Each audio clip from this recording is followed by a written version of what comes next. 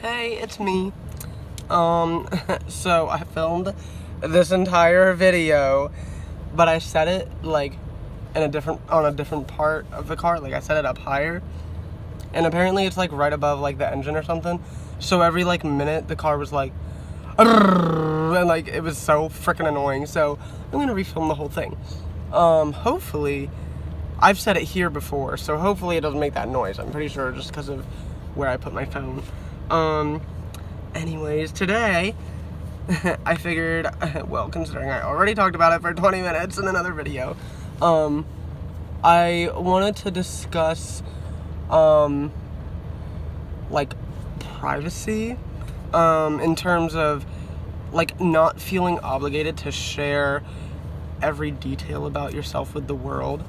And again, like, I'm just sharing my experiences and how I feel, and so like it's gonna be geared more towards like sharing my gender with the world, and how I feel about that, and I'd imagine that it's similar for many trans people, but I don't want anyone to make the assumption that all trans people feel this way or anything like that, and I think also people who are not trans most likely could relate as well, because it's not, you know, just trans people that experience this. But in this regard, I'm going to be talking about my experience being trans. So like, I am the type of person to get a lot of validation through other people, which I think is relatively typical for people. And through that, you know, there's a lot of positive things. I mean, you get to feel good when other people validate you. Like, that's pretty cool. But it can also be kind of damaging, because when they're not validating you, you do not feel good. And the reason that can be an issue, not only about it not feeling good, is that then, at least for me, it can lead to me adapting or changing myself or whatever, in order for those people to respond in a way that makes me feel good. And that's not necessarily healthy, not beneficial, not productive, all that kind of stuff.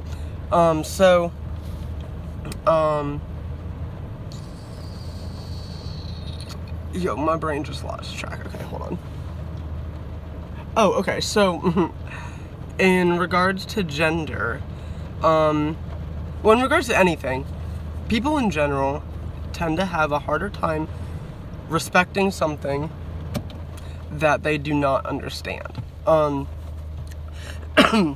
it's not just people who don't understand what trans is. It's not just people who don't understand, like, I don't know, whatever. It's like anything ever. Like, it's not like, if you don't understand it, your brain has a harder time processing how to treat it with respect. Whatever the like idea or situation is, or whatever.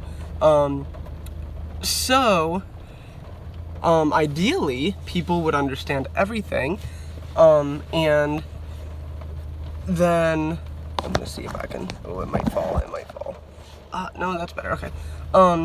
Ideally, people might understand things. Hold on, 1 second. Okay, sorry, I moved it because I didn't like that. It was like cutting off my head here, so here I am. But anyways, I was saying, ideally, people would understand everything, and that would make it a lot easier for people to respect everything. And that's not necessarily logical or anything, but it is, I guess, ideal. Probably. I'm not gonna like set that in stone, but from the way that I'm thinking about it right now, it seems like that would be ideal. The issue is that people don't understand everything. I don't understand everything. You know, people are like really passionate about certain things. I'm very passionate about trans things, and other people couldn't give a shit about trans things. Whereas those people who don't give a shit about trans things maybe really care about, like, maybe they have like a disease that nobody understands, and so they're really passionate about getting people to understand that. Or maybe they dealt with like abuse, and so they're really passionate about people understanding that, so they know how to work with that and that kind of stuff. I don't know, whatever. But anyways, people don't understand everything is what I'm getting at. And so I kind of took it upon myself that when I explain things that I assume people won't understand, like gender, or my gender specifically, I tend to go into like overdrive and overshare and over-explain everything about it so that this person can wrap their head around, and I come up with analogies, and I try to relate it to like how they might feel about certain things, which is kind of hard to do because there's not really anything that's the same as being trans. So there's not really much that I can say, oh, like this. But I would try very hard to come up with similarities in their life so that they can understand it, and so that they can look at me and say, oh, that makes sense. Because to me, when somebody says it doesn't make sense, I take it personally, and I feel rejected sometimes, I guess. Even if it's not like meant to be in a negative way, and they're just saying, I can't relate to that. Like, it feels like I don't know, it just feels like rejection, and I don't like rejection. Most people don't. So yeah, I overshare everything, but then what I noticed was happening, especially like for me, and I'd imagine for a lot of other trans people, my gender is a very like personal and intimate part of me. It's something that runs through my mind just about every day. It's something that I think about in a lot of social situations. Like it's really a big part of me, and so it's not necessarily something that I want strangers to be knowing about me. It's not necessarily something that I feel happy about telling random people about my most intimate, vulnerable moments and feelings, but sometimes I find it necessary. But because I feel like once I explain it, then they can understand it. Once they understand it, then they can respect it. But that whole middle ground of them understanding it isn't actually a necessary step in regards to respecting it. It's a helpful step, but you don't actually need that step. You can cut that step out, and they can still jump from knowing your gender to respecting your gender, and you don't actually need to understand it. And that was something that took me a while for me to understand. So I ended up meeting somebody about a year ago who we're pretty close now, and he kind of not told me, oh, you shouldn't be explaining things to people, but when I would explain things to him, I don't remember how he would word it, but would basically kind of be like, you don't have to share that, you don't have to explain things to me if you don't want to, which to me, I'm like, what? And then he also would remind me of that when it came to other people, like, they're not obligated to knowing your story, and they're not obligated to understanding you, and that whole kind of mindset and perspective really kind of helped me, because I've kind of adopted that same mindset, and it feels empowering to not be telling people everything about me, and on top of that, it felt very I don't know the right word, but it felt like it was kind of stripping myself away to be telling everyone all this stuff, when I didn't actually want to. Oh, God. I didn't actually want to be telling them, but I felt like I needed to, and learning that I didn't need to, and that I don't know, that really helped. And on top of that, it helped because, like I said, I was telling these people these things so that they would respect me. Oh my god, I cannot sit still. Okay. I was basically telling people these things so that they would respect me, and in that I was prioritizing their perception of me over my own perception of me. And so it wasn't even 100% guaranteed that, sorry, I just had a little coughing fit. CF. Anyways, oh, I was saying,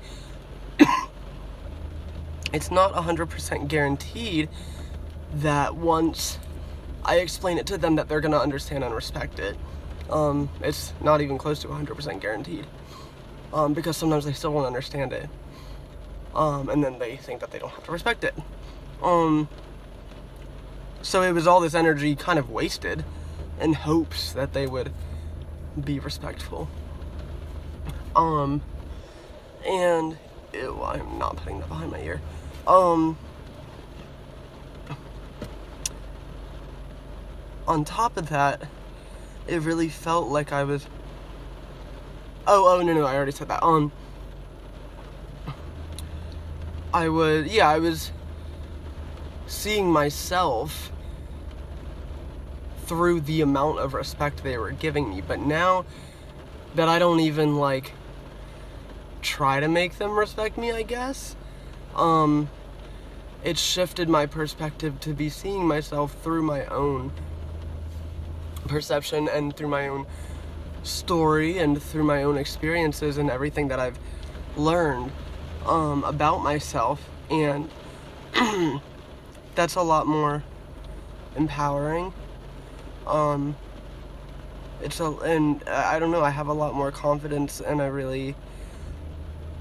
respect myself more now because I'm prioritizing the way I feel about myself over the way other people feel about me. So that's pretty awesome, and something that I didn't even know I needed to work on. I feel like my friend that I mentioned earlier, I really do feel like since I met him, I met him, well, yeah, about a year ago. I feel like I've done a lot of growing.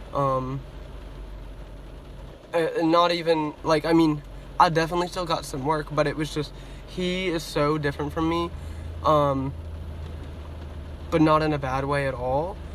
And he's, like, somehow able to point things out to me that I didn't realize were things that I needed to work on.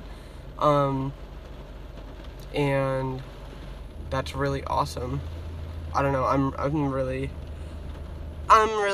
glad I met him, and I'm also really glad that we've stayed a part of each other's lives for the past year.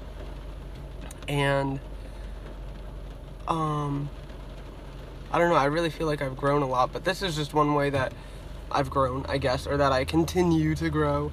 And I thought that I would share it with you guys because, or you people, sorry, you folks, because, like